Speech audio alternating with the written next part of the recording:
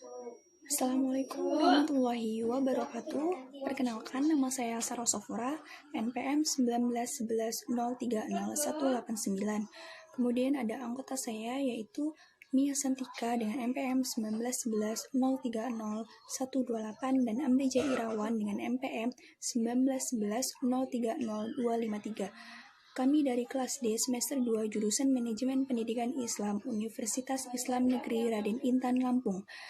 Di sini kami akan menjelaskan materi kami, yaitu tentang tasawuf akhlaki untuk memenuhi tugas mata kuliah dari dosen pengampu Bapak Sugianto Manajemen Pendidikan Islam, yaitu dengan mata kuliah akhlak tasawuf. Baik, yang pertama saya akan menjelaskan terlebih dahulu yaitu apa pengertian tasawuf akhlaki. Tasawuf, menurut para ahli sejarah, tasawuf mulai muncul atau lahir sekitar abad kedua atau di awal abad ketiga Hijriah.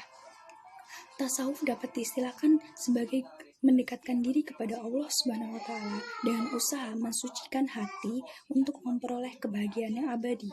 Seseorang yang mendalami ilmu tasawuf disebut dengan sufi. Arti tasawuf dalam bahasa Arab yaitu bisa membersihkan atau saling membersihkan. Kata membersihkan yaitu kata yang membutuhkan objek. Kata objek di sini yaitu merupakan akhlak manusia, sedangkan saling membersihkan yaitu kata yang di dalamnya harus terdapat dua sifat subjek yang harus dapat memberi atau menerima. Jadi, tasawuf di sini yaitu menitik beratkan pada perbaikan moral atau akhlak pada diri seseorang. Kemudian akhlak juga berasal dari bahasa Arab yang bentuk katanya dari jamak yaitu khuluq secara bahasa yang berarti perbuatan atau penciptaan. Kemudian dalam konteks agama, akhlak di sini bermakna perangai, tabiat, adab, kemudian ada tingkah laku, perilaku, dan lain sebagainya. Konsep ajaran akhlak menurut Islam adalah perbuatan menuju amal soleh, yaitu semua perbuatan yang baik, terpuji, berfaedah, dan indah, yang untuk mencapai kebahagiaan di dunia maupun di akhirat yang diridhoi oleh Allah Subhanahu wa Ta'ala. Ya, menurut para sufi atau orang-orang yang dalam ilmu tasawuf, pengembangan tasawuf akhlaki ini dibangun sebagai dasar latihan kerohanian yang dimana tujuannya itu untuk mensucikan hati serta mengendalikan hawa nafsunya sampai ke titik terendah sehingga nantinya tidak akan ada penghalang yang membatasi manusia dengan Tuhannya. Ya, jadi tasawuf akhlaki ini bisa dipandang sebagai sebuah tatanan dasar untuk menjaga akhlak manusia atau dalam bahasanya sosialnya moralitas masyarakat. Ya, kemudian Allah Subhanahu wa Ta'ala juga berfirman dalam Quran surat Asy-Syam ayat 7-8 yang berbunyi A'udzu billahi minasyaitonir rajim. Bismillahirrahmanirrahim. Wa nafsin wa ma sawwaha fa'alhamaha fujuraha wa taqwaha.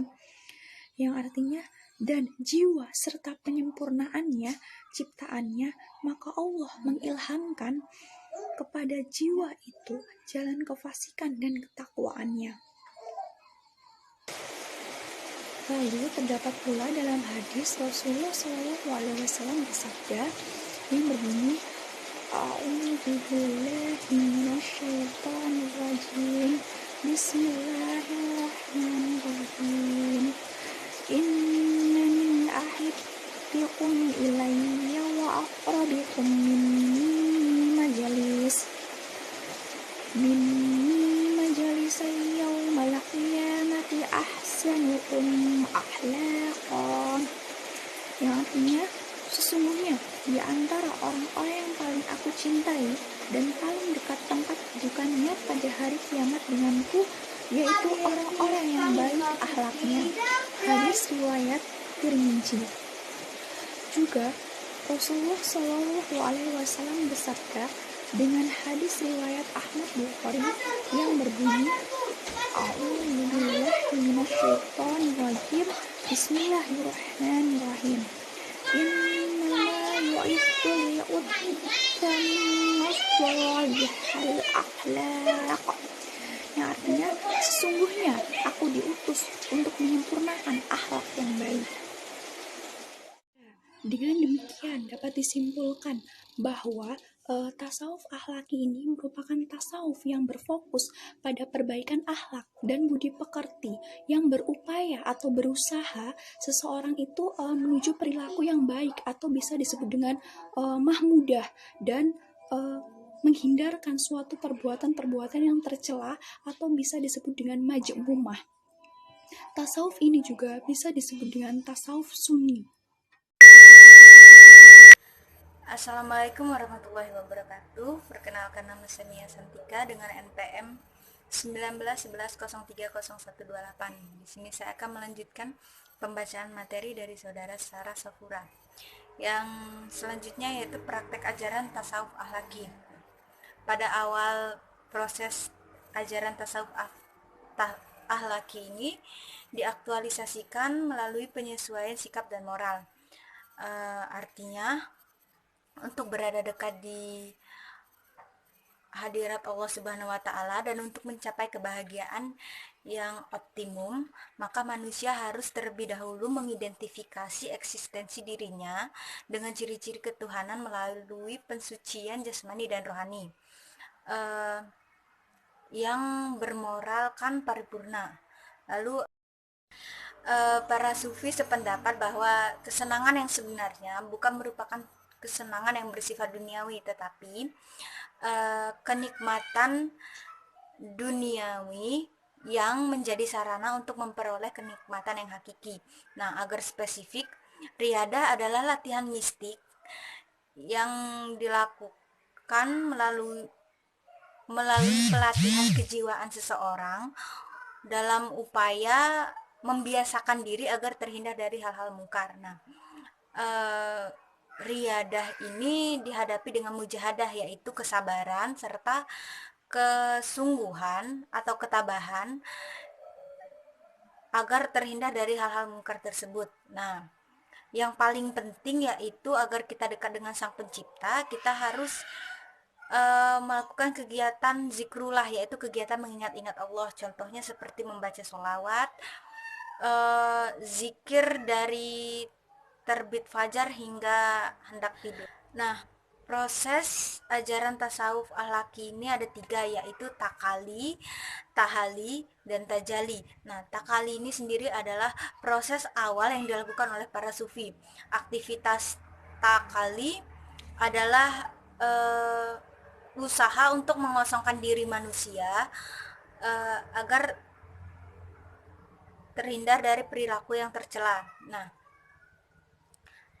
salah satu akhlak tercela yang masuk dalam tasawuf adalah kecintaan manusia yang terlalu berlebihan dengan urusan duniawi sehingga melalaikan pensucian jiwa dan kesiapan untuk kembali kepada Allah.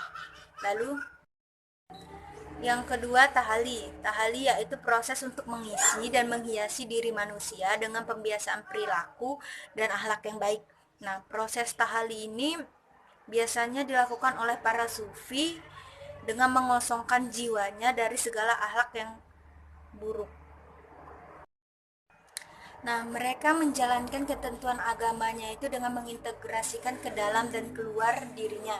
Nah, aspek luarnya itu seperti puasa, sholat, haji, dan sebagainya. Sedangkan aspek ke dalamnya itu seperti ketaatan, keimanan, dan kecintaan terhadap Allah. Nah, sikap-sikap yang perlu diperhatikan dalam tahap ini yaitu yang pertama, taubat. Taubat ini ditujukan kepada mereka yang kembali kepada fitrah mereka yang suci, yaitu kembali kepada kebaikan dan bergerak kepada pensucian mereka. Lalu yang kedua, khauf dan raja.